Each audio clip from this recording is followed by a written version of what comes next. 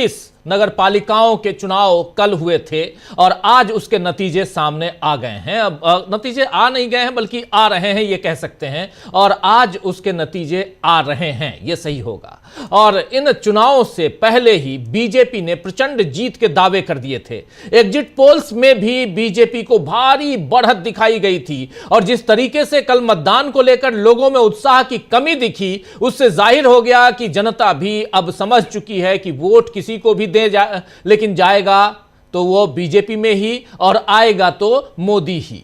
आपको बता दूं कि कल ही ढेरों शिकायतें आई कि कहीं ईवीएम में गड़बड़ी है, कहीं वोटर्स का नाम ही नहीं है, जबकि ये इंक लंबे समय से उंगली से हटती नहीं है। आप जानते हैं कि महीने महीने भर इसको हटने में लग जाते हैं, लेकिन ये तुरंत मिट जा रही थी ये इंक। इस गड़बड़ी पर राहुल गांधी ने फिर से लिखा है कि वोट चोरी देश के खिलाफ अपराध है। एक पोस्ट में इस खबर को शेयर करते हुए राहुल गांधी ने क्या कुछ लिखा है आपके सामने रख रहे हैं। देखिए, ये मुंबई मिरर अखबार है, उसमें इन्होंने उसकी कतरन यहां साझा करते हुए, फ्रंट पेज को साझा करते हुए राहुल गांधी ने इलेक्शन कमीशन के बारे में जो लिखा है उसका हिंदी आपके सामने रख रहा हूं कि विपक्ष और मतदाता मार्कर की स्याही फीकी पड़ने पर गुस्सा दिखा रहे हैं। निर्वाचन आयोग लोगों को गुमराह कर रहा है, इसी वजह से हमारे लोकतंत्र पर से भरोसा खत्म हो गया है। वोट चोरी एक राष्ट्र विरोधी कृत्य है, यानी वोट चोरी जो है वो राष्ट्र विरोधी कृत्य है, राष्ट्र विरोधी काम है।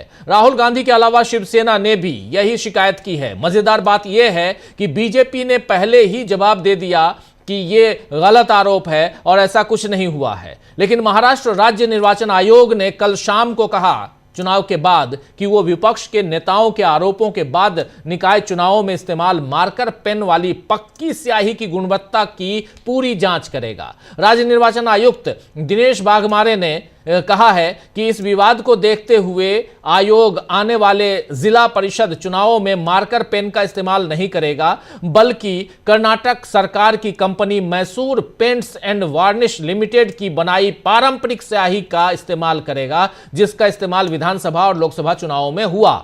बाघमारे ने यह भी कहा कि आयोग ने जांच करने का फैसला किया है। इसमें न सिर्फ स्याही की गुणवत्ता बल्कि दिन भर वितरित किए गए वीडियो भी शामिल होंगे। वीडियो की जांच ये पता लगाने के लिए है कि उंगली पर स्याही वोटिंग के दौरान लगाई गई थी या किसी शरारती तरीके से लगाई गई है। राज्य निर्वाचन आयुक्त ने यह भी कहा है कि हम पूरे राज्य में इस्तेमाल हुए मार्कर पेन के आज रैंडम नमूने करेंगे और हमें दी गई स्याही की गुणवत्ता की जांच करेंगे। लेकिन दोस्तों, जब आग लग गई तब कुआं खोदने से क्या होगा? जिन लोगों ने अपनी उंगली पर स्याही मिटाकर न जाने कितनी बार कितनी जगहों पर वोट दिए होंगे, क्या इसका पता कभी लग पाएगा? क्या चुनाव आयोग, निर्वाचन आयोग यह पता लगाएगा? क्या फर्जी वोटिंग का कोई हिसाब होगा? और अगर नहीं हुआ तो इसके लिए कौन लोग जिम्मेदार हैं? क्या उन पर कोई कार्रवाई होगी? क्या यह पूरा का पूरा चुनाव रद्द होगा? जाहिर है ये सारे सवाल कुछ दिनों की हलचल मचाने के बाद शांत हो जाएगा, क्योंकि अब वोट चोरी भी शायद चुनाव का अनिवार्य हिस्सा बन चुका है। फिलहाल बीजेपी खुश है कि देश की सबसे अमीर म्युनिसिपैलिटी बीएमसी पर उसका मेयर काबिज हो सकता है। बीजेपी इस बात से भी खुश हो सकती है कि उसने विधानसभा चुनाव के बाद एक और बड़ी जीत राज्य में दर्ज की है। लेकिन यहां बीजेपी के सहयोगियों यानी एकनाथ शिंदे की शिवसेना और अजित पवार की एनसीपी को घबराने की जरूरत है दोस्तों, क्योंकि अकाली दल और बीजेडी के बाद अब शायद बीजेपी उन्हें भी खत्म कर देगी। कम से कम ये चुनाव यही इशारा कर रहे हैं। मुंबई में एकनाथ शिंदे की शिवसेना तीसरे नंबर की पार्टी बन गई है और ठाकरे की शिवसेना भले बीजेपी से पीछे रह गई है, लेकिन लोगों ने उन्हें एकनाथ शिंदे से ज्यादा महत्व दिया है। शिंदे ठाणे में निपट कर रह गए हैं। नवी मुंबई, कल्याण, डोंबिवली, बसई विरार सब जगह बीजेपी आगे आ गई। एनसीपी का हाल तो काफी बुरा रहा। शरद पवार की एनसीपी तो पीछे रह गई। अजित पवार ने बीते दिनों बीजेपी के खिलाफ जितना बढ़ चढ़कर बोला, उसकी सजा शायद उन्हें मिल गई है। लातूर, परभनी, कोल्हापुर, भिवंडी, चंद्रपुर, यहां कांग्रेस ने अपना हिस्सा बचाकर रखा है, लेकिन महज इससे पार्टी चैन से नहीं बैठ सकती। यह कांग्रेस को सोचना होगा। कांग्रेस, शिवसेना, उद्धव गुट और शरद पवार की एनसीपी, इन तीनों ने मिलकर लोकसभा में कमाल दिखाया था, मगर विधानसभा की हार के बाद महाविकास अघाड़ी में लगातार बिखराव दिख रहा है। इन तीनों के अलग अलग वोट अगर मिल जाते हैं तो बीजेपी को और कड़ी टक्कर मिल सकती थी। बीजेपी का दावा तो सुपड़ा साफ करने का था, लेकिन नतीजे ऐसा नहीं दिख रहे हैं। यानी सारी गड़बड़ी के बाद भी गुंजाइश दिख रही है कि बीजेपी को रोका जा सकता था।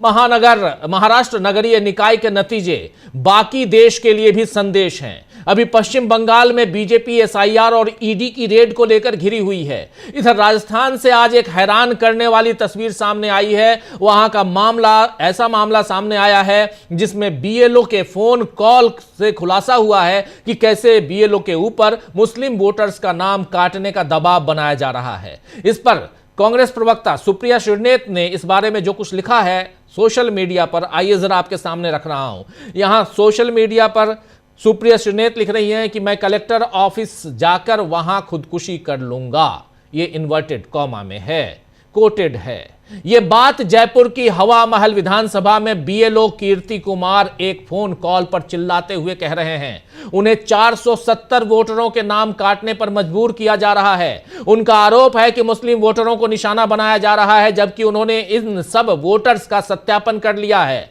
हवा महल एक मुस्लिम बहुल विधानसभा क्षेत्र है जहां से बीजेपी के नफरती बाल मुकुंद आचार्य एमएलए हैं। राजस्थान में कम से कम 3 बीएलओज की मौत हो चुकी है, जिसमें काम के दबाव और एसआईआर के तरीकों पर सवाल उठे हैं। यह एक बेहद गंभीर मामला है और अगर चुनाव आयोग इस पर खुद से संज्ञान नहीं लेता तो माननीय अदालत को इसमें हस्तक्षेप करना चाहिए, क्योंकि एक भी नागरिक जो है उसके वोट का हक छीनना लोकतंत्र पर हमला है। यह बात बहुत महत्वपूर्ण है दोस्तों। महाराष्ट्र में भी क्या यही हमला हुआ है? यह एक गंभीर सवाल है और इन सवालों के बीच स्क्रीन पर आप देखिए बीएमसी सबसे ऊपर, जो स्क्रीन पर मेरे ऊपर आप देख रहे हैं, ऊपर बीएमसी यानी बृहन मुंबई म्युनिसिपल कॉर्पोरेशन 227 सीटें, 227 सीट्स, इसमें पूरे रुझान सामने हैं। BJP plus 111 seat, UBT plus यानी उद्धव ठाकरे शिवसेना और प्लस यहां मनसे और प्लस शरद पवार मिलकर 82 seat, Congress 22 seat, others 12 seat.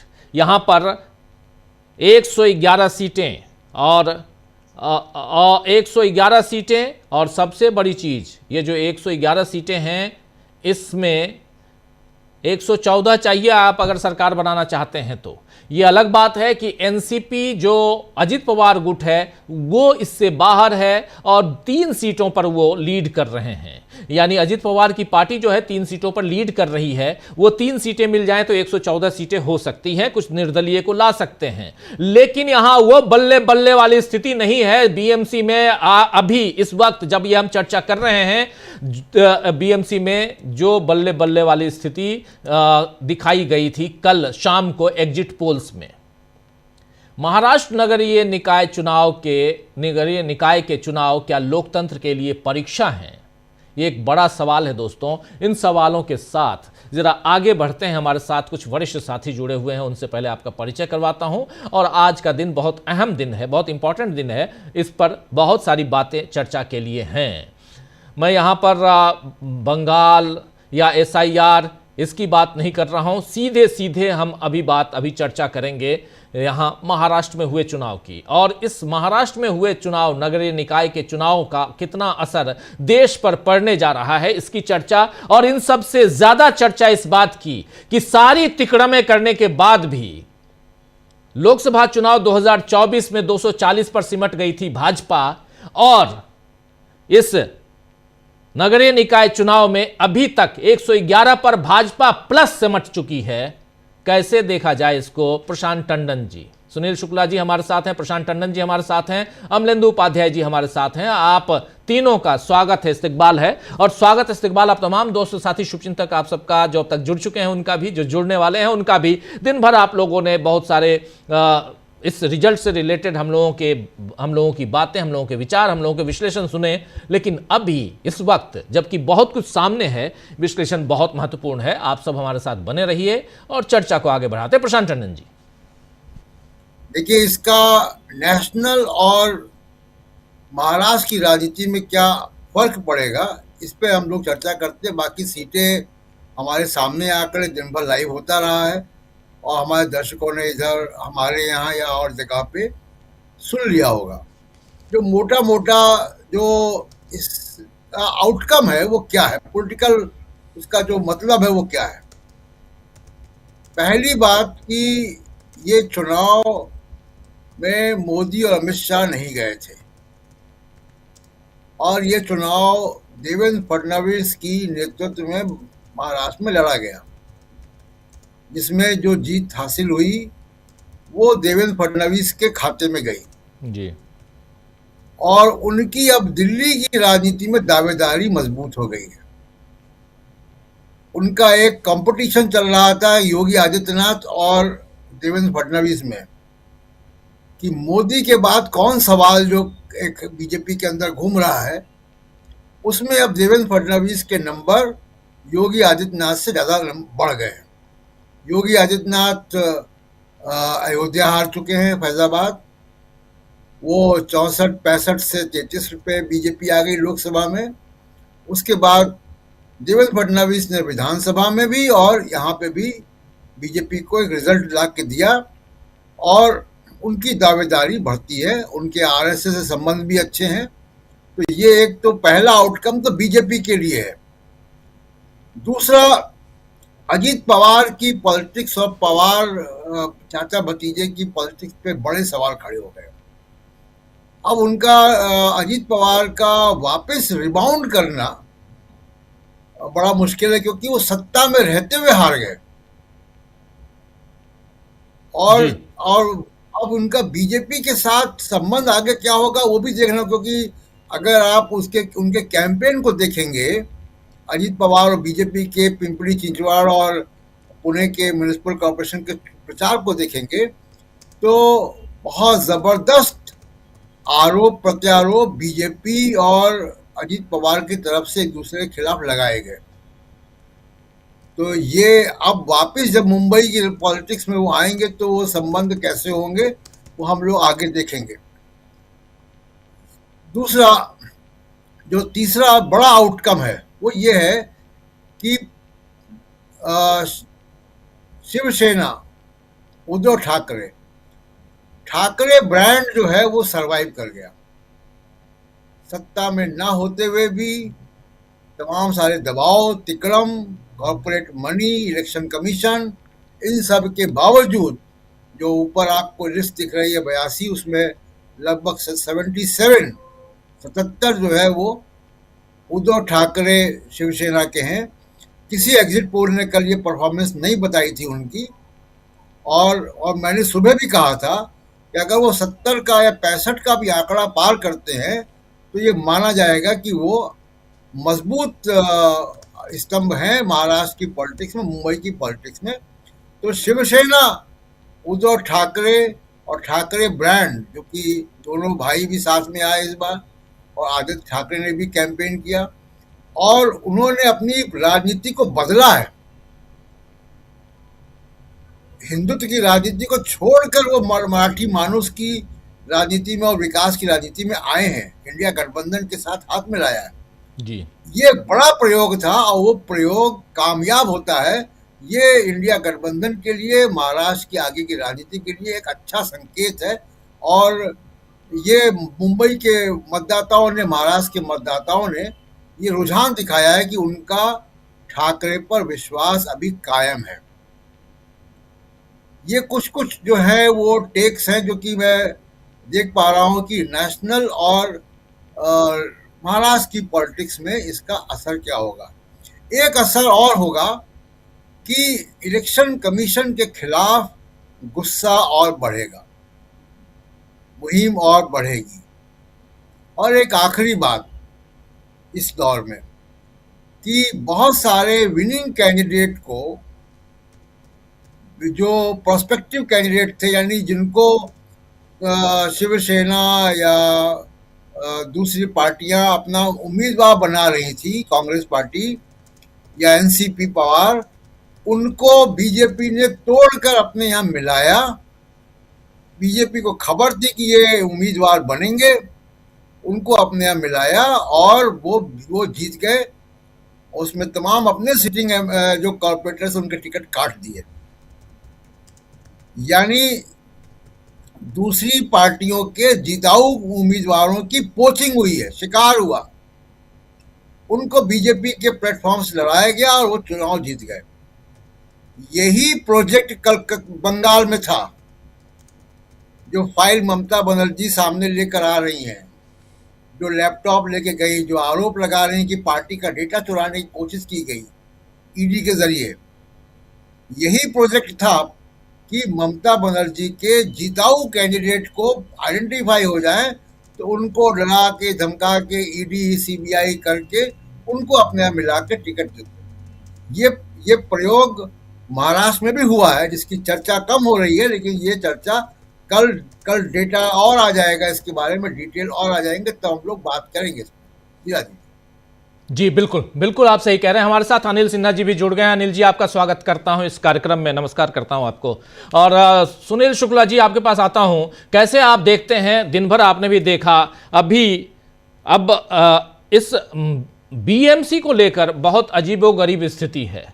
अलग अलग अलग अलग ढंग के आंकड़े आ रहे हैं। हमारे पास जो आंकड़े हैं 227 के 227 हैं, कई जगह पे 215, कई जगह पे 211 तक, 208 तक आ गए हैं, जो बढ़ना चाहिए। और रिजल्ट जो रुझान है, कम से कम रुझान सारे पिटारे खुल गए, ये बताना चाहिए। लेकिन कई जगह पिटारे जो हैं पहले खुल जाते हैं फिर बंद कर दिए जाते हैं। ये नहीं समझ में आ रहा है कि कैसे हो रहा है ये। लेकिन खैर, फिर भी 111 आपने कल देखा एग्जिट पोल। हम लोग भी एग्जिट पोल लेके आते हैं, हालांकि कल हम लोग लेके नहीं आए, इस पे हम लोगों ने नहीं किया था। और सही नहीं होता है तो हमारे साथी निराश भी होते हैं और कुछ लोग नाराज़गी जताते हैं, कुछ लोग ट्रोल भी करते हैं, बोलते हैं आपका एग्जिट पोल तो सही होता नहीं है, जबकि सही हुआ था। 2024 का एग्जिट पोल हमारा सही हुआ, हमारा कई सारे एग्जिट पोल सही हुए। इसका एग्जिट पोल, जम्मू कश्मीर का एग्जिट पोल, कर्नाटक का एग्जिट पोल, फिर इधर झारखंड के एग्जिट पोल, बहुत सारे एग्जिट पोल सही हुए। लेकिन अब यही है कि हम इंसानों से बात करते हैं, इंसानों से पूछते हैं, जो मतदाता है उनसे पूछते हैं कि आपने किसको वोट दिया।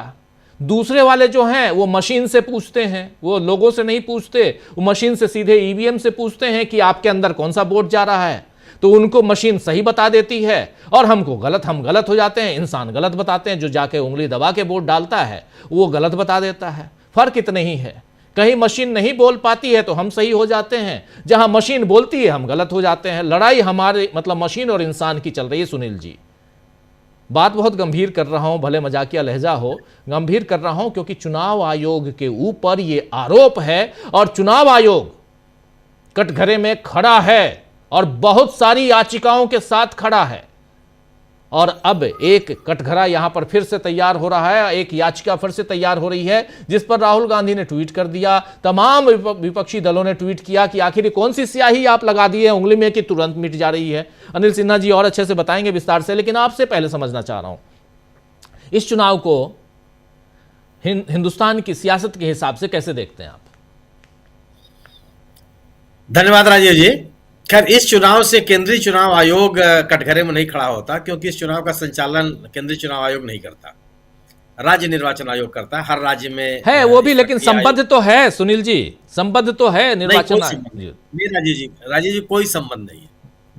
यह जरूर है कि आप कोई नियंत्रण नहीं है, कोई दिशा निर्देश नहीं है, यह जरूर है, मतलब नियमानुसार। बाकी तो पर्दे के पीछे क्या क्या होता है वो अलग का सवाल है, होना नहीं चाहिए। लेकिन यह है कि जो राज्य निर्वाचन आयोग होता है वो राज्य सरकार के नियंत्रण में होता है। राज्य निर्वाचन मुख्य निर्वाचन अधिकारी की नियुक्ति करता है, राज्य सरकार करती है। अन्य जो पदाधिकारी होते हैं वो राज्य सरकार करती है। राज्य सरकारों के विभिन्न जो सेवानिवृत्त अधिकारी हैं उनको तैनात किया जाता है अलग अलग जगहों पर। तो पूरा का पूरा खेल वही है। तो जब आप यह जरूर कह सकते हैं कि जब केंद्रीय निर्वाचन आयोग, जिसको संविधान के द्वारा इतनी संरक्षण प्राप्त है, उनको इंडिपेंडेंटली काम करने के लिए के अवसर नहीं मिल रहे हैं या उन पर दबाव बनाया जा रहा है, तो राज्य निर्वाचन आयोग कितना स्वतंत्रता से काम कर लेगा? यह बिल्कुल वाजिब सवाल है। जो जिस तरीके से यह पूरा का पूरा चुनाव कराया गया महाराष्ट्र में, शुरू से ही तमाम तरह के लेकर के सवाल पैदा हुए। एक तो मतदाता सूची को लेकर के गंभीर आपत्तियां व्यक्त की गई। मैंने कई वीडियो क्लिप्स देखे जिसमें लोग ये कहते हुए पाए जा रहे हैं कि उनका उनका जो रिहायशी इलाका है उसमें तमाम लोगों के नाम कटे हुए हैं। जब वोट डालने गए तो कहा गया कुछ ही लोगों के नाम वहाँ पे हैं, बाकी लोगों के नाम नहीं है। और जो चुनाव कराने की जो एक नई मशीन जोड़ी गई, बिना लोगों को विश्वास में लिए, बिना उसका डेमो दिखाए, एक हमारे साथी कह रहे थे कि वो मतदान करने के लिए गए तो उनको वीवीपैट ही नहीं दिखाई पड़ा कि कहाँ पे है ये। तो तमाम तरह के आरोप लगे हैं निर्वाचन इसमें को तो लेकर। वीवीपैट है ही अब नहीं, इसमें इसमें है ही नहीं, अभी इस्तेमाल ही नहीं वही हुआ, वही इस्तेमाल ही नहीं हुआ वही है। मैं कह रहा हूँ, वही कह रहा हूँ कि वीवीपैट कहाँ पे है वो खोज रहे थे। और उन्होंने हमसे ये भी कहा कि वो अपने कई मित्रों से पूछे कि भाई हमको नहीं दिखाई पड़ा, हो सकता है हम झटके में निकल गए हो, आपको कहीं दिखाई पड़ा हो। तो तमाम उनका कहना है कहीं नहीं दिखा। तो जो बात कर रहे हैं वही सच्चाई है। तो एक नया जो आपने इक्विपमेंट लगाया उसके बारे में तरह तरह के संदेह हैं। खैर, लेकिन जो परिणाम आया है और जिस तरीके से बताया जा रहा था कि एक तरफा परिणाम है, एक तरफा राजनीतिक माहौल है, एकदम जो गैर बीजेपी ताकतें हैं वो खत्म हो गई। उद्धव ठाकरे और राज ठाकरे मिलकर के भी कुछ नहीं कर पाए। तो तमाम तरह की बातें जो एक राजनीतिक विमर्श बनाने की कोशिश की गई, परिणाम ये बताते हैं कि ऐसा कुछ भी नहीं है। ठीक है, हो सकता है कि जो अभी भी ट्रेंड दिखाई पड़ रहा है उसमें बीजेपी सत्ता में आ जाए, अपना मेयर बना ले, लोगों को तोड़ने फोड़ने में वो माहिर है। केंद्रीय अपने एजेंसियों का किस तरीके से वो केंद्रीय एजेंसियों का दुरुपयोग करके तो सरकार में चली आई, राज्य सरकार बना लिया उसने। तो वो बीएमसी का मेयर बनाना उनके लिए कोई सा टेढ़ा काम है। कोई नैतिकता या कोई नियमों का पालन, संवैधानिक तरीके से काम करने का की अपेक्षा तो आप नहीं कर सकते हैं। सत्ता में आने के लिए बीजेपी कुछ भी कर सकती है। अब जैसे कि जिस तरीके से फडणवीस साहब के बयान आ रहे हैं कि ऐतिहासिक जीत हुई है, निश्चित रूप से आप बीएमसी में अगर आप पहली बार आप बीजेपी का मेयर बनता है, उपलब्धि तो है, इससे कोई इनकार नहीं कर सकता। लेकिन ऐसा भी नहीं है कि आपने जो उद्धव ठाकरे की राजनीति है या शिवसेना की राजनीति है या बाला साहब ठाकरे की लीगेसी है वो खत्म कर दिया बीजेपी। वो स्थिति नहीं है। अगर 82 सीटों पर जो भी सामने का आंकड़ा है और 11 सीटों पर बीजेपी प्लस है तो यह मुकाबला बहुत कड़ा है। और अगर ये भी कहा जा सकता है कि अगर निष्पक्ष चुनाव हुए होते तो संभवतः स्थिति यह बेहतर नहीं होती। मैंने इस कदर नहीं बीजेपी के पक्ष में जाती। मेरा अपना ये मानना है कि महाराष्ट्र की राजनीति में भारतीय जनता पार्टी का वर्चस्व हो गया है। यह कम से कम जो आज चुनाव हुए हैं इस बात के संकेत नहीं है। इस बात का संकेत है कि भारतीय जनता पार्टी को के सामने चुनौतियां हैं। और मेरा अपना मानना यह है कि अगर गैर भाजपा ताकतें मिलकर के चुनाव लड़ती तो संभवतः बीजेपी को और कड़ा मुकाबले चुनौती देती। हमसे तमाम लोग असहमत हो सकते हैं, लेकिन शिवसेना, कांग्रेस और जो लोग इंडिया दल समूह में लोग हैं वो अलग अलग लड़ने के बजाय, और ये जो बात कही जाती है कि टैक्टिकल वोटिंग, 32 सीटों पे हम 30 सीटों पर अपने उम्मीदवार नहीं खड़े करेंगे, बाकी पे लड़ेंगे, तो एक राजनीतिक माहौल बनता नहीं, विमर्श नहीं बनता। मेरी अपनी समझ है ये। और अगर आप मिलकर जो चुनाव लड़ते हैं तो एक आक्रामकता होती है, एक राजनीतिक विमर्श होता है। जो लोग एक विकल्प की तलाश में होते हैं उनको आशा बनती है, तो एक आप राजनीतिक रूप से चुनौती दे पाते हैं। लेकिन राज ठाकरे को लेकर के जो उम्मीद पाली जा रही थी वो कम से कम खारिज हो गई। और मैं भी निजी तौर पे मानता रहा हूं कि राज ठाकरे के पास कोई राजनीतिक ताकत है नहीं। जो ताकत है वो उद्धव ठाकरे के पास है। उद्धव ठाकरे ही एक मजबूत नेता है और उनके प्रति लोगों के मन में सम्मान भी है। मैं राज ठाकरे जैसे के लोगों के आने से जो गैर मराठा या उत्तरी भारत के लोग मुंबई में रहते हैं या महाराष्ट्र के विभिन्न इलाकों में रहते हैं, उनके मन में नाराजगी ही पैदा होती है। कोई उनको लेकर के कोई आपको का वैल्यू एडिशन होता हो, ऐसा मैं नहीं मानता। तो इस चुनाव परिणाम को मैं ये मानता हूं कि चुनाव की प्रक्रिया को लेकर के भारतीय जनता पार्टी को की गतिविधियों को के मामले में जो लोगों के मन में आशंकाएं हैं वो और मजबूत हुई हैं। महाराष्ट्र में भारतीय जनता पार्टी की कोई एक तरफा राजनीतिक ताकत बढ़ गई है, यह बेबुनियाद बात है। मेरा अपना मानना है कि इस नतीजे से यह सबक होना चाहिए कि जो गैर भाजपा दल हैं, जो इंडिया दल समूह के दल हैं, उनको जो चुनावी राजनीति है उसमें भी एकजुट होकर के अगर वो मुकाबला करेंगे तो संभवतः बेहतर परिणाम वो ला सकते हैं। जी। जी बिल्कुल बिल्कुल। हमारे साथ धनंजय जी भी जुड़ गए हैं सीधे मुंबई से, और उधर पुणे से जुड़े हुए हमारे साथी। धनंजय जी, आपका स्वागत है इस कार्यक्रम में। और अनिल सिन्हा जी, आपके पास आता हूं। और ये स्याही कांड से लेकर आज अब रुझानों तक, अभी तक रिजल्ट कुछ एक जगह हैं, और असदुद्दीन ओवैसी भी उभर के आए हैं, उनकी पार्टी कुछ एक जगह पे बिल्कुल बल्ले बल्ले है। ओवरऑल इस चुनाव को आप कैसे देखते हैं? मैं देखिए क्या है कि हमको लग रहा है कि हम लोग जो रिजल्ट वो ले आते हैं उस पर हम लोग डिस्कस करते हैं। रिजल्ट कैसे ले आते हैं इतना बार डिस्कस कर चुके हैं कि अब लगता है कि अब क्या किया जाए। लेकिन इसमें क्या है, दोनों का लैंग्वेज एक है। चुनाव आयोग, अब दोनों अलग अलग मानने की कोई जरूरत नहीं है। वाघमारे साहब की जो भाषा है और उनकी ज्ञानेश कुमार की। अब इंक के बारे में आपने 2 बार बात की। इंक के बारे में उन्होंने, जब उनको कहा गया तो उन्होंने कहा कि लोग जो इंक मिटाएंगे उनके खिलाफ कार्रवाई करेंगे। मतलब कि मतदाता ही जो है दोषी है। अगर वो मतदान चुनाव आयोग के हिसाब से मतदान नहीं कर पाता है तो उसकी मूर्खता है। अब उसके लिए वो थोड़े जिम्मेदार है। दूसरा, उन्होंने ये भी कहा क्या कि जो बूथ पर लगा कि लोग ढूंढता था नाम, उनको पता नहीं चलता था। एक जगह आया भी कि वो बीजेपी के मैप ऐप से अधिकारी जो है ये का नाम ढूंढ रही थी। तो वो उस पर भी उन्होंने कहा कि मतदाता को अपना पता करके जाना चाहिए कि कहां पर उनका मतदान। तो ये जो लैंग्वेज है, अब जो मतदाता, वो जो नागरिक है, वो अब कमोडिटी बन गया है जिसको आप परचेज कर सकते हैं, जिसको आप लड्डू दे सकते हैं। जब पूजा कई बार होता है ना, भंडारा होता है, कोई आसपास का जो रिच अमीर आदमी होता है वो भंडारा कर देता है, वो गरीब लोग जो है आकर के उनका कोई पार्टिसिपेशन या कोई ये नहीं होता, उनका मतलब अधिकार नहीं होता। वो जो दाल में मिल गया उस टाइप का। आप सोसाइटीज में रह, आप जो रेसिडेंस वेलफेयर सोसाइटीज है, उसके इलेक्शन में भी कभी देखा है क्या कि निर्विरोध निर्वाचित हो जाए? कभी जितनी बड़ी संख्या में यहाँ लोग निर्विरोध निर्वाचित हुए।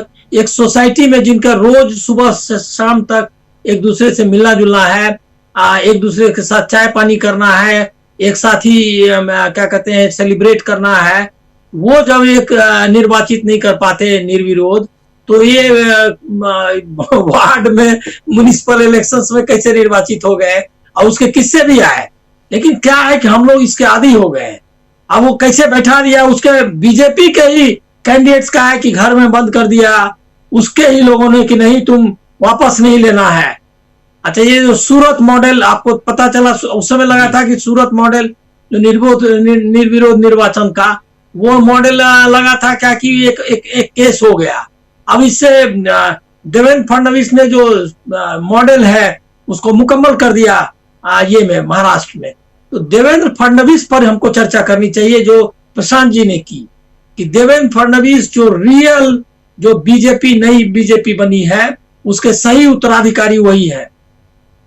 चुनाव मैनिपुलेट कर सकते हैं, सरकार गिरा सकते हैं, कॉरपोरेट को अपने साथ रख सकते हैं, और हिंदुत्व भी बोल सकते हैं। कोई इतने नंबर्स ऑफ पार्टीज एक साथ किसी भी स्टेट में नहीं तोड़ी जा सकी है आज तक। उसका रिकॉर्ड बनाया, जो भी पार्टियां थी सबको तोड़ दिया। एक उसमें मानना होगा आपको कि कांग्रेस को उस तरह से वर्टिकली स्प्लिट नहीं कर पाए जिस तरह से उन्होंने शिवसेना और इसको एनसीपी को तोड़ा। तो ये जो कारीगरी है उसमें आप उसमें ऐड किया, उसके जो उनकी पर्सनैलिटी है, उनकी जो पॉलिटिकल पावर है उसमें इससे ऐड हुआ है। एक 2-3 चीजें साफ हुई है कि कोई पॉलिटिकल पार्टी खत्म नहीं होने वाली है, मतलब लोकल लेवल पर उनका है ये। दूसरा है क्या कि अभी भी उद्धव ठाकरे को अपनी पार्टी पर पूरा कब्जा लेने के लिए, मतलब शिंदे, क्योंकि शिंदे के बारे में लोग बोलते हैं कि वो जो है सबको मदद करते हैं। मदद मतलब आप समझ गए कि किस तरह की मदद करते हैं, हर तरह की मदद करते हैं। तो वर्कर्स का जो नीचे से ऊपर तक है, उन्होंने पार्टी का जो मशीनरी थी, शिवसेना सबसे ऑर्गेनाइज पार्टी महाराष्ट्र की थी, उस पर उनका बहुत बड़ा कब्जा हो गया है। तो वो कब्जा को कैसे तोड़ पाते हैं वो है। दूसरा जो सुनील जी ने कहा वो भी इंपॉर्टेंट है कि जो बाकी पार्टियां हैं सब मिल करके वो नहीं हो पाएगा, क्योंकि आइडियोलॉजिकल कंसोलिडेशन नहीं कर पा रही है। वो इकट्ठा अगर होना भी है तो एनसीपी और कांग्रेस ही इकट्ठा एक साथ आइडियोलॉजिकली करेगी। कांग्रेस में एक चीज अच्छा हुआ कि कांग्रेस ने अपनी जो पॉलिटिकल आइडियोलॉजी है उसी के हिसाब से ये किया, क्या कहते हैं, गठबंधन किया, रिजल्ट्स जो भी आए।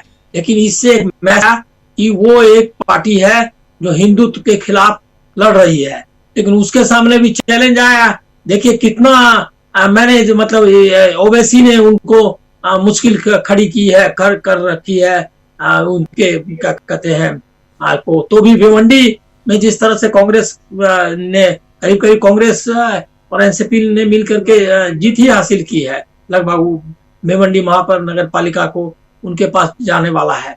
तो इससे ये पता चलता है कि वो ओवैसी का चैलेंज है, लेकिन उतना भी बड़ा नहीं है जिसको लेकर के बहुत परेशान हुआ जाए। तो महाराष्ट्र की जो म्युनिसिपल इलेक्शंस के रिजल्ट्स हैं वो बहुत इंपॉर्टेंट इस सेंस में भी है। एक तो बीजेपी के अंदर एक पावर स्ट्रगल का जो नक्शा है वो क्लियर हुआ ज्यादा। योगी अभी पीछे पड़ गए, मतलब पीछे आ गए हैं फडणवीस के ही मुकाबले, क्योंकि वो कॉर्पोरेट को मैनेज करने में और ये जो तंत्र चलाना हर पॉलिटिकल पार्टी को तोड़ देने वाला में उतना सक्सेस नहीं गेन कर पाए हैं जितना कि फडणवीस ने किया है।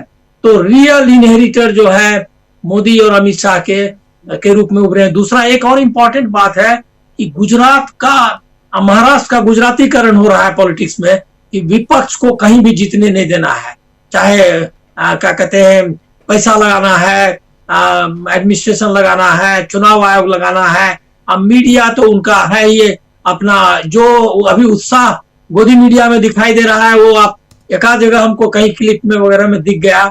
उससे लगता है क्या कि गोदी मीडिया को एक नई संजीवनी जो है जो बनेगा मुंबई में, ये क्या कहते हैं उसका मेयर मतलब उनके महापौर और उनके पास जाएगा बीजेपी का, लेकिन उत्साह उनका चौगुना हो गया है। तो ये मतलब एक ऐसे मोड़ पे ये जो इलेक्शन रिजल्ट्स का आपको बता रहा है कि जिससे है कि फाइट फॉर डेमोक्रेसी जिसको आप कहते हैं कि डेमोक्रेसी के लिए फाइट और कठिन है और जब ज्यादा ये मतलब ताकत के साथ लड़ना होगा, ये आपको अपोजिशन को सोचना पड़ेगा। जी जी जी, बिल्कुल सही आप कह रहे हैं, बिल्कुल सही कह रहे हैं। हम विश्लेषण कर रहे हैं वही विश्लेषण जो रिजल्ट दिखाई देता है, लेकिन विश्लेषण के पीछे के विश्लेषण को, यानी रिजल्ट के पीछे क्या कारण है और ये किस दिशा में जा रहा है, देश की डेमोक्रेसी, देश में चुनाव की पद्धति, इन सब पे बात लगातार उस पर भी कर रहे हैं हम, लेकिन और करने की ज़रूरत है। धनंजय जी, जरा आपके पास, आप मुंबई में हैं और क्या सीन है वहाँ पे? 227 सीटों में बीजेपी प्लस 111 और यूबीटी प्लस जो है 82, ये हमारे पास जो आंकड़े हैं, और अलग अलग आंकड़े आ रहे हैं। कुछ लोगों ने 227 सीटें जो हैं उसमें अभी तक रुझानों में कम कर दिए, 211 पे कुछ आ गए हैं, कुछ 208 पे भी हैं और अभी कुछ पिटारे खुलना बाकी हैं। दिन भर यही हो रहा है क्या? इतनी धीमी गति से काउंटिंग का कारण क्या हो सकता है धनंजय जी?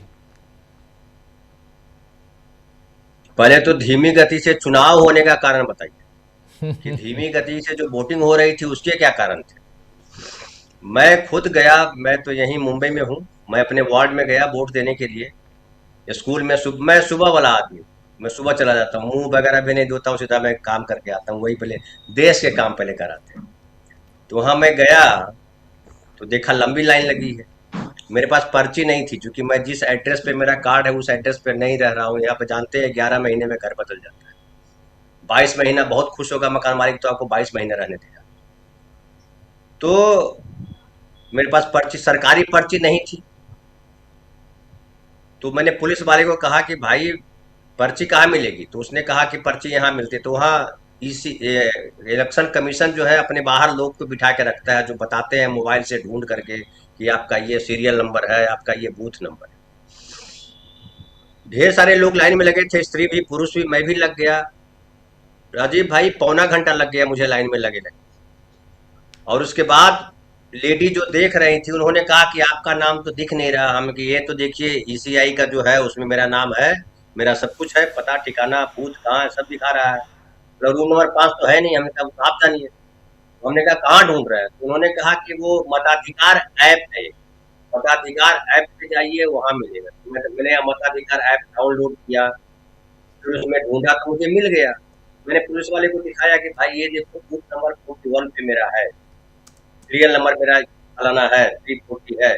मैं वहां गया, वहां भी लाइन लगी हुई है, वहां भी जो है ये बता रहा हूँ 8 बजे के आसपास की बात कर रहा हूँ, 8 से 9 के बीच, 7:30 बजे से शुरू हुआ था।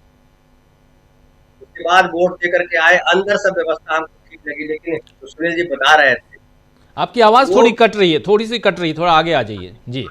वीवीपैट मैं ढूंढ रहा था कि वीवीपैट कहाँ है, क्योंकि अब तक तो जितने मशीन से वोट दिया उसमें वीवीपैट देखा मैंने कि वीवीपैट वहां बगल में रखा है, और वो समझिए जैसे लोटा डोरी स्त्री पुरुष के तौर पे जो है वो साथ में, उसका वीवीपैट को मैं पूरक मानता हूँ।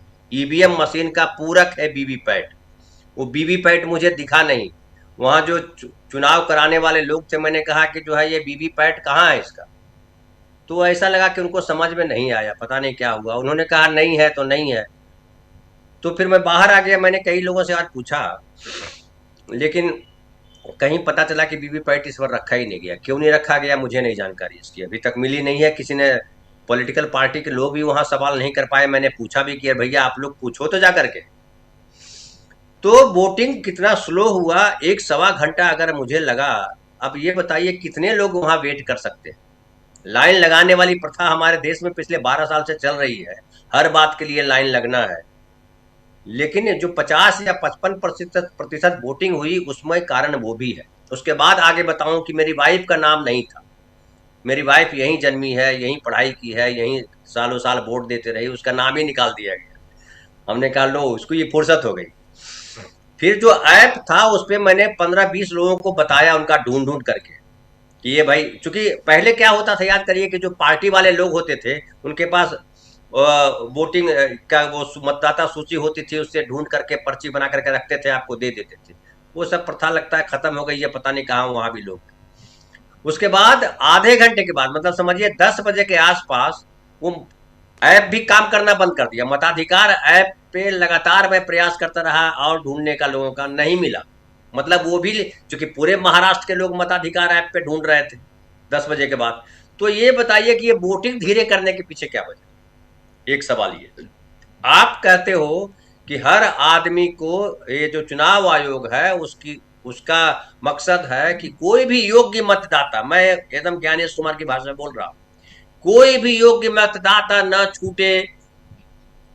अरे हजारों लाखों मतदाता छूट गए भाई, मेरी बीवी भी छूट गई। ज्ञानेश कुमार जी क्या जवाब देंगे? प्रीति सोमपुरा एक पत्रकार है, उन्होंने बताया कि उनकी बिल्डिंग के 40 लोगों के नाम में से 6 ही के नाम थे, 34 लोगों के नाम छूट गए। और ये सब हिंदू है। मुसलमान होते तो एक बार समझ में आता कि मुसलमानों को काट ही देते हैं ये लोग।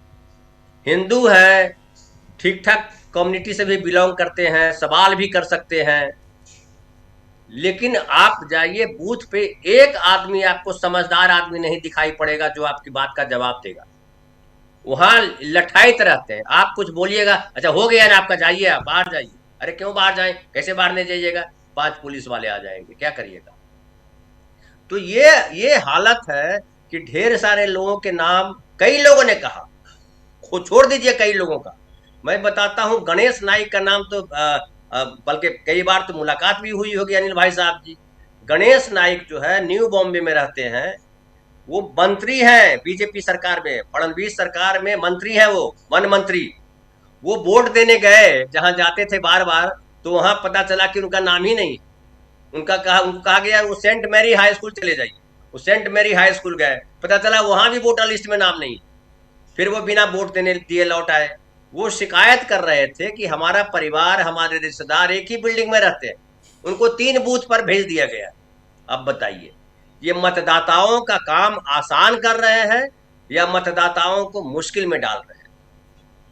फिर देखिए, मैं एक और बात मैं करना चाहता हूं कि, और ये बड़ा खतरनाक बात है, 66 निर्विरोध चुन लिए गए, हल्ला हंगामा किया लोगों ने, लेकिन वो गए वहाँ, हाईकोर्ट भी गए यहाँ लोग, मनसे के लोग, लेकिन जज साहब ने याचिका खारिज कर दी, बोला इस पे कुछ नहीं कर सकते। सही बात है, निर्विरोध चुनने का प्रावधान तो है ही। अब आप साबित कीजिए कि निर्विरोध जो चुने गए हैं वो बदमाशी करके चुने गए हैं।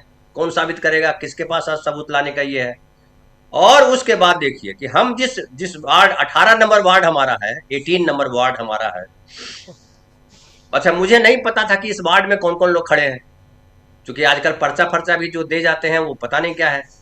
तो मैंने देखा 2 ही लोग हमारे वार्ड में खड़े थे, एक बीजेपी गठबंधन और एक शिवसेना गठबंधन, तीसरा जो था नोटा था।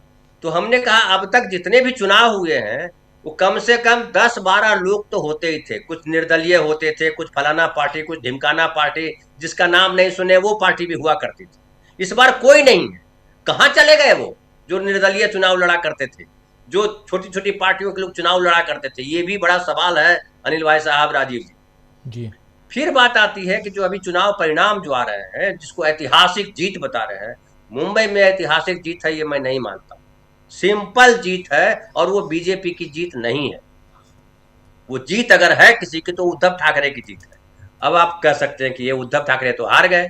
अरे भाई, तुमने इतना तोड़ फोड़ मचाया, इतना 1000 करोड़ खर्चा किया, तब लेकर के आए, बहुमत नहीं आया है। आप 111 दिखा रहे हैं, बाहर 118 दिखा रहे हैं।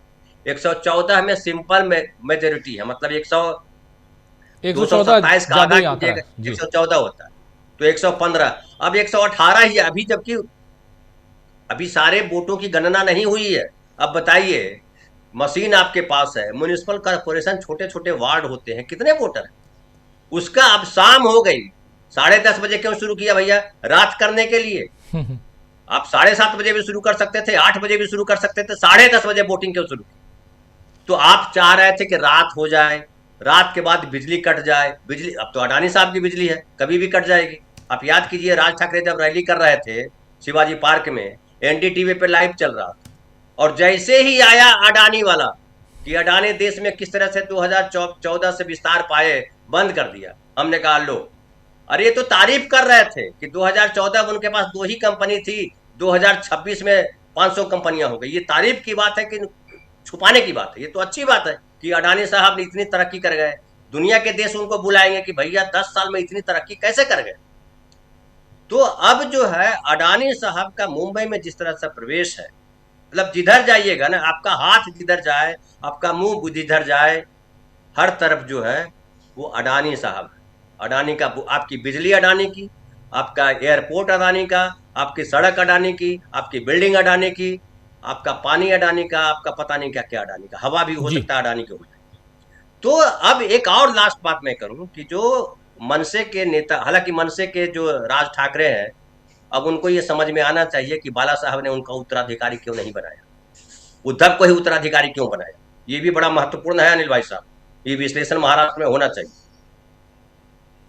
राज ठाकरे जो जा करके बैंक में या कहीं और हिंदी बोल रहे तो मारूंगा और मारते हैं, वो जमाना चला गया भाई साहब। मराठी भी इसको पसंद नहीं कर रहे हैं। ये सभी संकेत है, आपको ये समझना पड़ेगा। आपको भाषा का विरोध करना है कीजिए, लेकिन जो मारपीट करते हैं वो आम आदमी को परेशान करते हैं। इसका ये भी एक मैसेज है राजीव भाई। और अगर शिवसेना को कम वोट आया, उसमें राज ठाकरे का भी एक योगदान है कि राज ठाकरे साहब के नाम पे शायद कम वोट पड़े। हालांकि मैं मानता हूं कि राज ठाकरे, उद्धव ठाकरे के साथ आने से मराठी वोटर में एक संचार आया। और मुंबई में अगर इतना के बावजूद अगर यूबीटी को इतनी सीटें हैं प्लस को, तो बड़ी सफलता है, इसको मानिएगा। क्योंकि बीजेपी ने जिस तरह से शिवसेना को तोड़ा वो बड़ा भयानक था। उठ के खड़ा है वो आदमी इतने सीटों पे, वो बहुत मजबूत बात है। और मुसलमानों ने भी वोट किया, उत्तर भारतीयों ने भी वोट किया।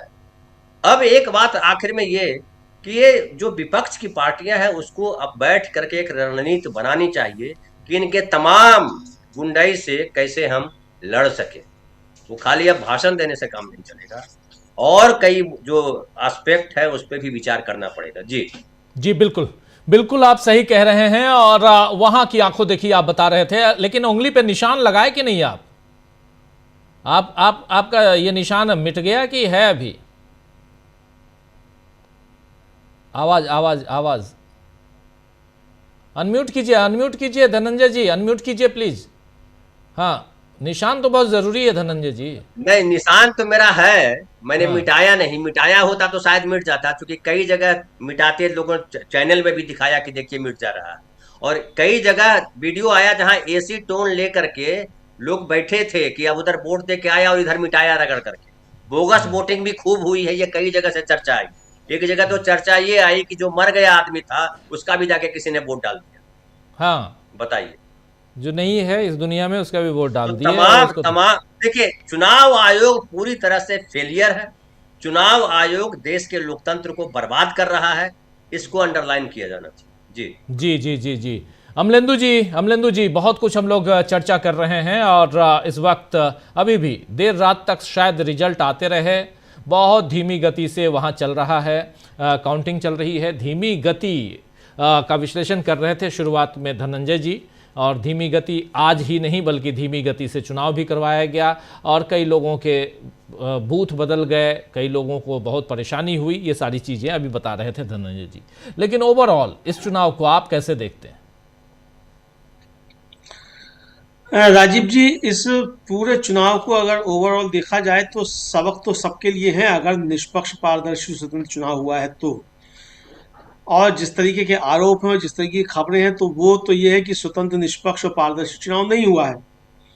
लेकिन अगर ये नतीजों को ही देख लिया जाए, नतीजों पे ही बात की जाए, तो भी राजीव जी, भारतीय जनता पार्टी को इतने सारे धक्कर्म करने के बावजूद अगर एकनाथ शिंदे के कंधे पर चढ़कर 111 तक पहुंचना पड़ रहा है, तो ये तो फिर मोदी जी और फडणवीस जी दोनों के लिए, जो दोनों जी हैं, इनके लिए बहुत सोचने की बात है कि आपके साथ चुनाव आयोग है, आपके साथ एजेंसियां हैं, आपके साथ सब कुछ है, एकनाथ शिंदे हैं, और उसके बावजूद अगर आप 111 पे पहुंच रहे हैं, और हो सकता है शाम तक और कम हो जाए, क्योंकि दिन भर जो है कुछ माहौल बनाया जाए, थोड़ी देर के लिए बीजेपी के दफ्तरों में लड्डू बटें, मीडिया पर कांग्रेस को गरियाया जाए, इस सब के लिए शाम तक जो है किया गया। अब हो सकता है राजीव जी 8 बजे के बाद जो है वो गरियाने का टाइम जब बंद हो जाता है मीडिया पे, तो फिर असली रिजल्ट आना भी शुरू हो जाए, ये भी हो सकता है। तो लेकिन बहरहाल अगर यही है तो ये काफी चिंता का विषय बीजेपी को होना चाहिए। हालांकि प्रधानमंत्री नरेंद्र मोदी ने तो कह दिया है, बहुत धन्यवाद दे दिया है भारतीय जनता पार्टी की तरफ से मतदाताओं को, भाई आपने बीजेपी को और एनडीए को बहुमत मत दिया है और बहुत अच्छी आपने बात की है। तो प्रधानमंत्री तो राजीव जी 2018 में भी दे चुके थे बधाई कर्नाटक में, जब जिस समय बनारस में गिर गया था वो पुल और 20 से ज़्यादा लोग जो थे दब के उनकी जान चली गई थी, तो प्रधानमंत्री उस समय भी बधाई दे चुके थे कि ऐतिहासिक विजय जो है वो कर्नाटक में हुई है। और बाद में मालूम पड़ा था कि सरकार जो थी वहाँ कुमार स्वामी की बन गई थी कांग्रेस के समर्थन से। तो प्रधानमंत्री तो ऐतिहासिक बधाई विजय की कभी भी दे सकते हैं, रात को उठ के भी दे सकते हैं, आधी रात में भी दे सकते हैं। तो प्रधानमंत्री हैं, उनके पास बहुत सारे विशेषाधिकार हैं, वो दे सकते हैं। लेकिन राजीव जी, इसके बावजूद अगर इतने पे अटकी हुई है बीजेपी, तो बहुत सोचना होगा। अब धनंजय जी ने जिस तरह की बातें बताई और अनिल सिन्हा जी ने जिस तरह की बातें बताई, जो ग्राउंड हम लोगों ने दिन में भी राजीव जी चर्चा की थी। एक तो वीवीपैट मशीन नहीं होगी, ये चुनाव आयोग ने बहुत पहले जो था एक विज्ञप्ति जारी कर दी थी और उसमें कहा था कि हमने राजनीतिक दलों को बता दिया है कि इस बार वीवीपैट मशीन नहीं होगी। बहुत अच्छी बात है। लेकिन राजीव जी, मुझको लगता है कि अगर राजनीतिक दल सुप्रीम कोर्ट जाएं और सुप्रीम कोर्ट ईमानदारी से सुनवाई करे, तो ये चुनाव सारे रद्द हो जाएंगे, चूंकि सुप्रीम कोर्ट का आदेश है कि आपको वीवीपैट मशीनें लगानी है। आप भले ही उनकी गिनती करें या ना करें, हम लोगों तो राजीव जी ईवीएम पर जो सुनवाई हुई थी सुप्रीम कोर्ट की, उसकी बाकायदा लाइव हमने रिपोर्टिंग की है कि क्या क्या वहाँ बहस चल रही है, क्या क्या नहीं चल रही है। और बार बार उसमें आया कि वीवीपैट तो सब आपने ही लगवाई है, आपको ही चुनाव आयोग को वीवीपैट इस पे ईवीएम पर भरोसा नहीं है। ये प्रशांत भूषण का तर्क था कि आपने ही इसको जो है लगवाया है वीवीपैट को। तो कोई भी चुनाव आयोग राजीव जी, चाहे वो राज्य का हो, चाहे जिले का हो, चाहे केंद्र का हो, कोई भी चुनाव आयोग है, वो किस तरीके से सुप्रीम कोर्ट के इस आदेश की अवहेलना कर सकता है कि वीवीपैट मशीन नहीं लगाई जाएगी। और नहीं लगाई जानी तो उसके तर्क दीजिए, आप क्यों नहीं लगाई जानी है, क्या कारण है आखिर, ये सवाल जो उठते हैं। इसी तरीके से स्याही को लेकर है, स्याही को लेकर अब आ गया है उनका, हम जो है आगे इस्तेमाल नहीं करेंगे। भाई आगे इस्तेमाल नहीं करेंगे, अभी आपने क्यों किया, इसका क्या होगा, ये बहुत सारे सवालों के जवाब देने हैं। दूसरा राजीव जी, उद्धव ठाकरे ने अपनी ताकत जो है वो दिखाई है, और इतने सारे षड्यंत्रों के बाद अगर उद्धव ठाकरे का गठबंधन जो है वो 82 पे चल रहा है, और कांग्रेस का भी राजीव जी 22 है। आप कांग्रेस को मतलब अगर बीएमसी में देखा जाए तो कांग्रेस की 22 की उपलब्धियों को आप कम करके नहीं देख सकते वहां, क्योंकि गढ़ जो रहा है वो शिवसेना का रहा है वहां। लेकिन अगर कांग्रेस का गठबंधन जो 22 वहां दिखा रहा है, तो ये भी मुझे लगता है कि एक कांग्रेस के लिए वहां बूस्ट के तरीके से काम कर सकता है। ये वहां देखा जा सकता है। तो मुझको लगता है राजीव जी की ये जो कुल मिलाकर संकेत है, वो बीजेपी को काफी ज्यादा अपने अंदर आत्मचिंतन करने की जरूरत है, कि जिस तरीके से लोगों में बीजेपी को लेकर गुस्सा बढ़ता जा रहा है। आप चुनाव पे चुनाव जीतते जा रहे हैं, ठीक है, आप चुनाव पे चुनाव जीतते जा रहे हैं, अगर आप ईमानदारी से चुनाव जीत रहे हैं, तो इन चुनाव परिणामों को लेकर लोगों में गुस्सा क्यों बढ़ता जा रहा है? ये भी तो होना चाहिए ना। इस पे आप विचार कीजिए कि बीजेपी इस पे विचार करे कि भाई हम तो जीत रहे हैं, मोदी जी जो है वो तो बता रहे हैं बधाई दे दी और बल्ले बल्ले और ढोल तमाशा सब हो रहा है, और जनता में नाराजगी हो रही। तो भाई आखिर आपकी जीत में जनता शामिल क्यों नहीं होती है? इस पर बीजेपी थोड़ा विचार करे, वरना फिर जनता अगर सड़कों पर आती है तो फिर परिस्थितियां काफी ज्यादा बदला करती हैं। जी बिल्कुल बिल्कुल, सड़कों पे अगर जनता आएगी तो फिर परिस्थितियां बदल जाएगी, इसमें कोई दो राय नहीं है। लेकिन प्रशांत टंडन जी, क्या यहाँ आपको लगता है कि ये चुनाव उसी ढंग से है या इस चुनाव में भी कोई धांधली है? अब जो काउंटिंग की बात करें, बीएमसी की काउंटिंग की बात करें, तो कई जगह 227 की 227 सीटें, कई जगह 211 सीटें, कई जगह ये बताया जा रहा है कि सीटें जो हैं वो अभी भी काउंटिंग, ये रुझान और काउंटिंग दोनों में फ़र्क है, और ये सारी चीज़ें वहाँ पर देखी जा रही हैं। और इस चर्चा के दौरान हो सकता है कि कुछ और भी अपडेट्स आएँ, तो हम उसको भी यहाँ रखेंगे अपडेट्स में, कि कितनी सीटों पे अभी तक काउंटिंग फाइनल हो चुकी है, वो अपडेट अगर आता है तो वो भी हम अब तक रखेंगे। लेकिन प्रशांत जी, ओवरऑल हम लोग चर्चा कर रहे हैं। हाँ, पहली बात तो इलेक्शन मैनेजमेंट। देखिए, चाहे वो केंद्रीय चुनाव आयोग हो या राज्यों के चुनाव आयोग हो, उनका पहला काम इलेक्शन को कंडक्ट कराना है, दूसरा काम उनका इलेक्टोरल रोल बनाना है। ये दो प्रमुख काम चुनाव आयोग के हैं। लग रहा है ऐसा कि चुनाव कराना जो है उनकी प्राथमिकता नहीं है, उनका फोकस हट गया है इलेक्शन मैनेजमेंट।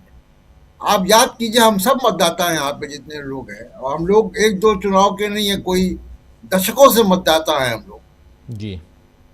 और हम लोगों ने न जाने कितने चुनाव रिपोर्ट किए, कितने चुनाव में वोट डाले हैं, अलग अलग शहरों में वोट डाले हैं। मैं तो 3 शहरों का मतदाता रह चुका हूँ। तो सवाल ये है कि कभी भी आप देखिए कि पोलिंग बूथ का मैनेजमेंट, आपके घर पर्ची आने का सिस्टम, इलेक्टोरल रोल अपडेट होने का सिस्टम कब कैसे होता था आपको पता नहीं चलता था, लेकिन इलेक्शन बड़ा स्मूथ होता था, बैलेट पेपर के दिनों में भी और अभी भी जी। कुछ एक अपवाद को छोड़ दीजिए कि कहीं छीना झपटी होती थी, लेकिन कुल मिला के इलेक्शन स्मूथ होता था। अब आप देखिए, टेक्नोलॉजी एडवांस हो गई है, ट्रांसपोर्ट अच्छा है, कम्युनिकेशन है, इंफॉर्मेशन टेक्नोलॉजी है, एआई है। इन सब के ज़माने में इतनी स्लो पोलिंग और इतना स्लो काउंटिंग, कोई आप इसकी कल्पना कर सकते हैं?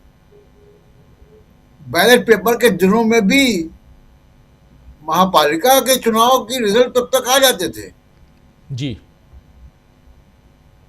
तो ये एक बड़ा सवाल जो है पैदा होता है। दूसरा, जो लो टर्नआउट हुआ है। देखिए, इलेक्शन कमीशन को चुनाव प्रक्रिया को लेकर जो इतनी धांधलियां, इतने आरोप, इतने सवाल खड़े हो रहे हैं, इससे लोग उदासीन हो गए। लोगों में डेमोक्रेसी के प्रति उत्साह कम हुआ है। लोग सेल्फी डालते हैं, हम लोग भी जब ये उंगली ऐसे वोट करके सोशल मीडिया पे सेल्फी डालते हैं लोग, वो उत्साह कम हो गया है, क्योंकि लोगों को एक भावना ऐसी आ गई है कि हमारा वोट तो कोई डाल देगा, हम किसी को वोट दें जाएगा एक ही पार्टी को। तो ये जो पूरा एक परसेप्शन बना है चुनाव आयोग का कि इनकी साठगांठ है बीजेपी के साथ, उसने चुनाव का मतदान का टर्नआउट मुंबई जैसे शहर में, जो कि बहुत जिंदादिल शहर है, जी मैं वहां रह चुका हूं, तो सारे त्योहार वो बड़ी हंसी खुशी मनाते हैं, सब कुछ वो सड़कों पे होता है, उल्लास के साथ होता है। और वहां पे अगर आप 55% ही वोट पड़ा है, वो भी ऐसे चुनाव में कि जो जो उनका चुनाव है, जी नगर पालिका का चुनाव है। क्योंकि मुंबई में एक बात मैंने देखी कि जो लोगों का जीवन है, जो लोगों की दिनचर्या है, उसका बीएमसी से बहुत करीब का रिश्ता है। इतना करीब का रिश्ता हमारा एमसीडी से नहीं है दिल्ली में, जितना मुंबई के लोगों का बीएमसी से है। बहुत आम प्रचलित शब्द है बीएमसी वहां पे, जितना मुंबई दिल्ली में एमसीडी नहीं है, जी या लखनऊ में नगर महापालिका नहीं है, या और शहरों में। तो मुंबई की जो कल्चर है उसमें बीएमसी का एक बड़ा एक बॉन्डिंग है। उसके बावजूद इतना कम टर्नआउट, और इसका जो पॉलिटिकल संदेश है, देखिए, मैन ऑफ द मैच जो है वो उद्धव ठाकरे हैं।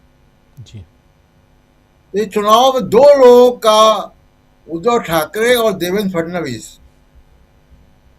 ये दो लोग मेडल लेके निकले हैं।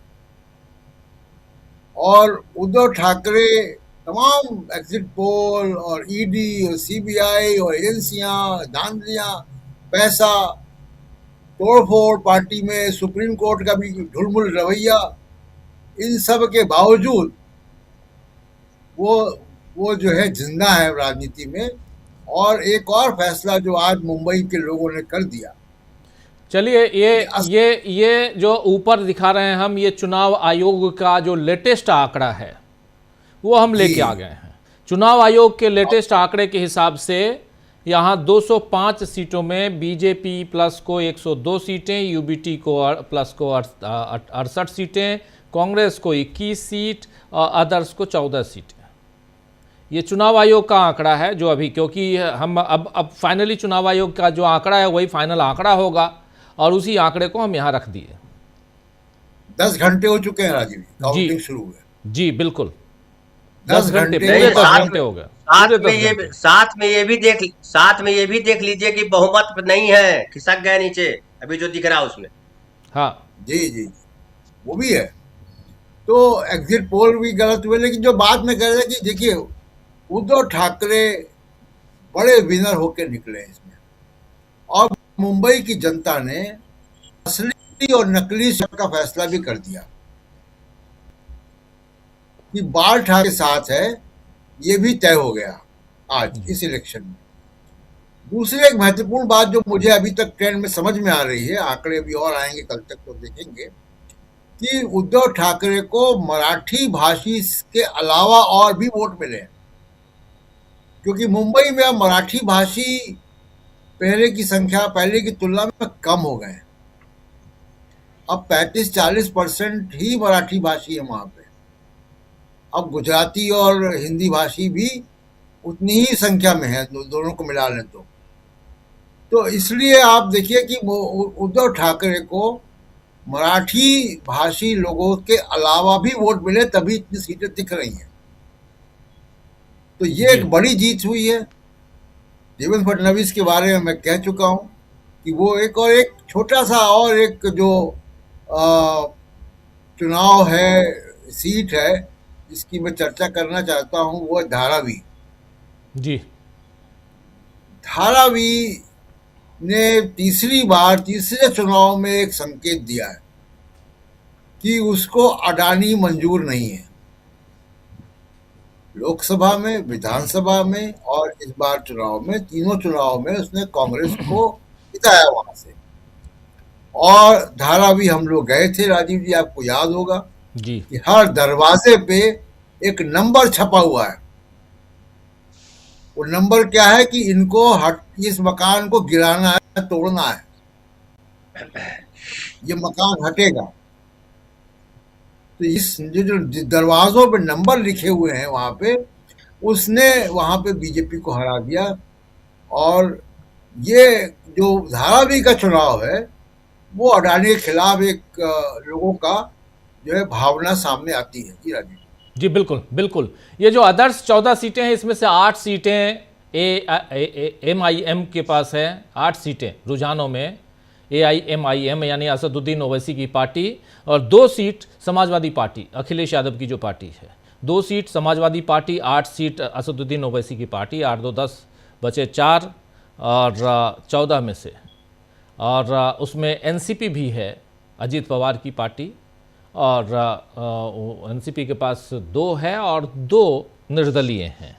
तो ये 14 है, और 102 सीटें बीजेपी 205 में, और UBT 68। कांग्रेस पार्टी को मिला के जोड़ सकते हैं आप यहाँ पर 89 सीटें अब बाकी। यानी यहाँ पर कांटे की, अभी ये नहीं कह सकते कि बिल्कुल हो सकता है सरकार बनाएगी, बीजेपी के पास सब कुछ है, और देवेंद्र फडणवीस हैं वहाँ पे। लेकिन फिर भी ये मज़ेदार है सुनील शुक्ला जी, इन आंकड़ों को देखिए। जो आंकड़े हम लोग के सामने हैं, इसमें केवल 205 सीटों का रुझान या परिणाम दिखाया जा रहा है। ये बड़ा सवाल है। जो अनिल जी ने कहा ना कि परिणामों की व्याख्या करने की आवश्यकता नहीं है, आवश्यकता इस बात की है कि चुनाव कराए कैसे गए।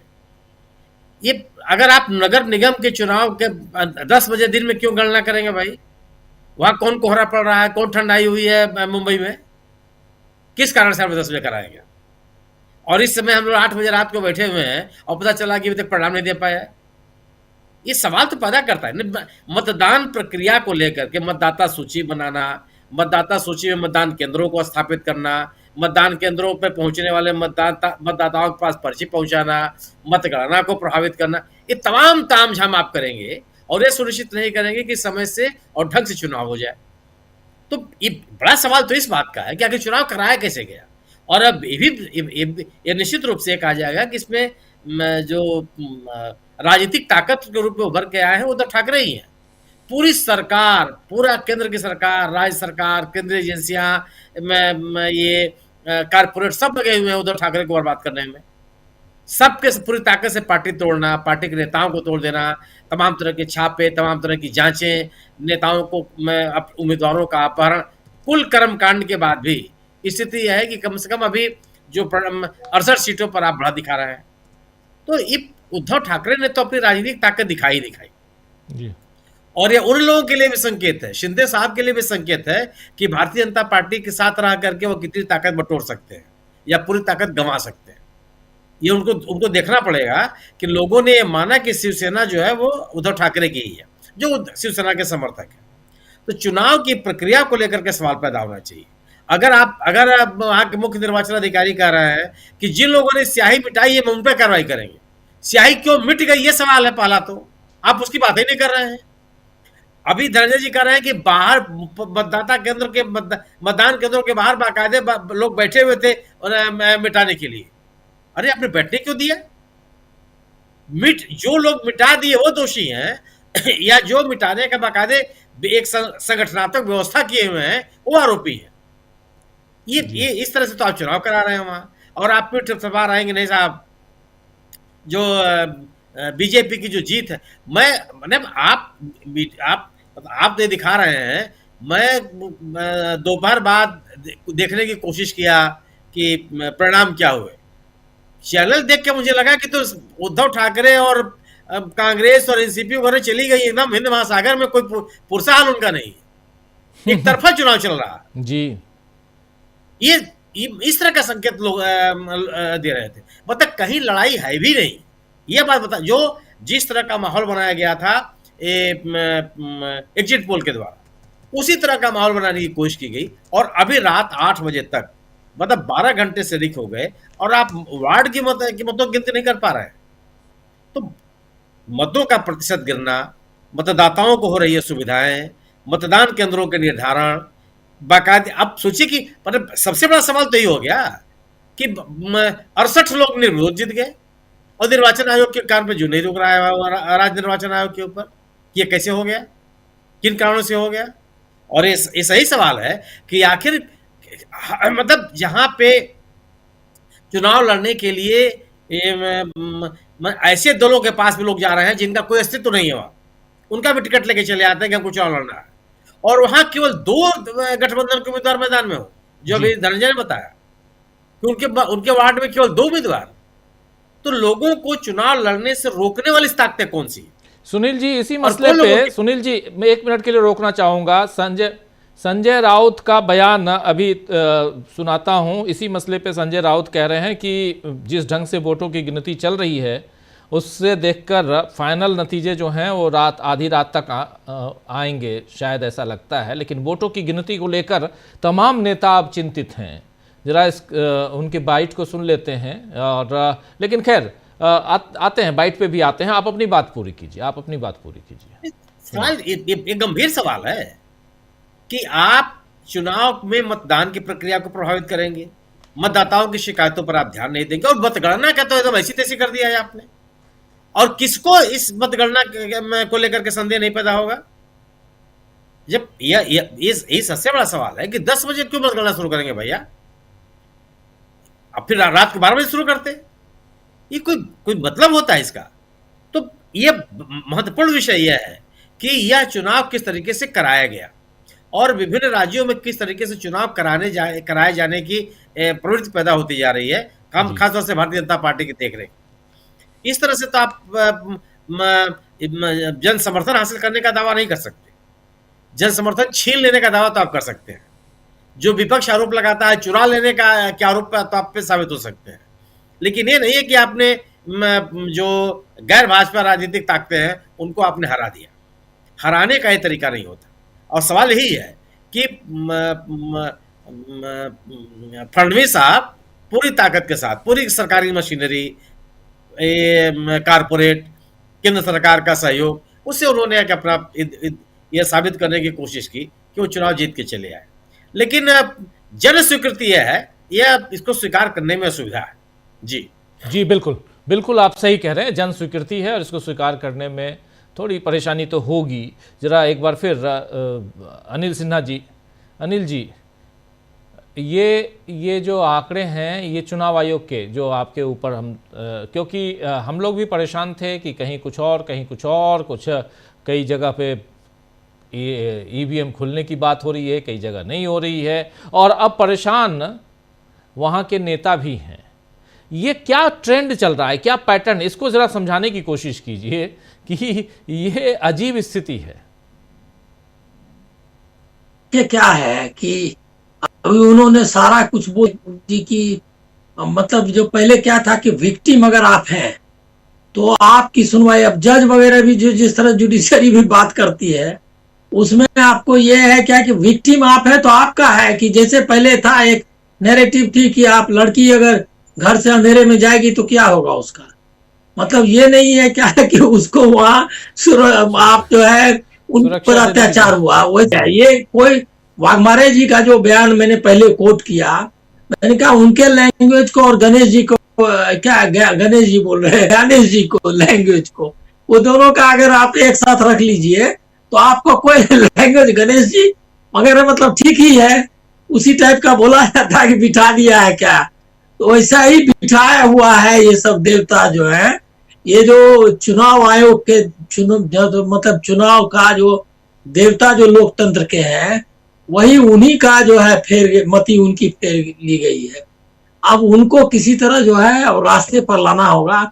मुझको लग रहा है क्या, देखिए अभी जैसे इंक वाला में बड़ी लंबी स्टोरी है अखबारों में, इंक का क्या हुआ, लोग उस पर प्रतिक्रिया दे रहे हैं, वो एकदम साफ बता दिया उसने कहा अगले बार से नहीं करेंगे। चलो एक तो पहले दे दिया, मामला ही खत्म, अरे इस बार क्यों किया ये बताओ।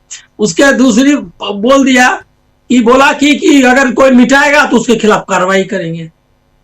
अब मतलब मतदाता, अरे वो बता रहा है कि ये मिटने वाली स्याही है, उसकी जांच नहीं करेंगे। अच्छा, जुडिशरी ने भी, मैं इससे सहमत नहीं हूं कि धनंजय ने जो कहा कि जुडिशरी क्या करेगी निर्विरोध, अरे जुडिशरी को इंश्योर करना है, वो जुडिशरी को दिखाए, वो क्या चंद्रमा पे वो लोग रह रहे हैं क्या जज लोग, उनको यहीं पे देखना है, आसपास में सब कुछ नजर दौड़ाना है।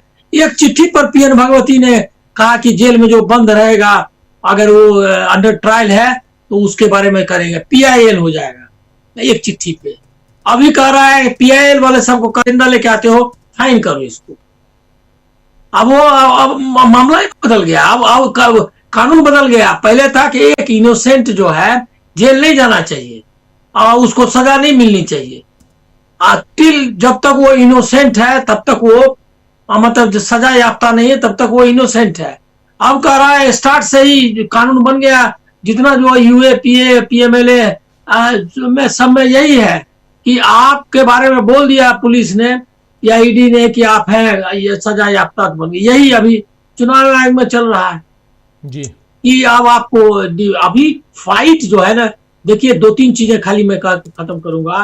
रीअलाइनमेंट ऑफ फोर्सेस महाराष्ट्र में इस इलेक्शंस के बाद होने वाले, और एक तो है क्या कि ये तय हो गया कि जो मनसे नाम की जो ये इसका संगठन है उसको अब अपनी जो भी मतलब मनसे नाम से अब वो टिकाना उनके लिए मुश्किल होगा। एक तो है उनका अब सीट में देखना है कि कौन सी सीटें कितनी सीटें मनसे ने लूज की है, किस तरह से BMC में वो बहुत इंपॉर्टेंट वो आंकड़े होंगे।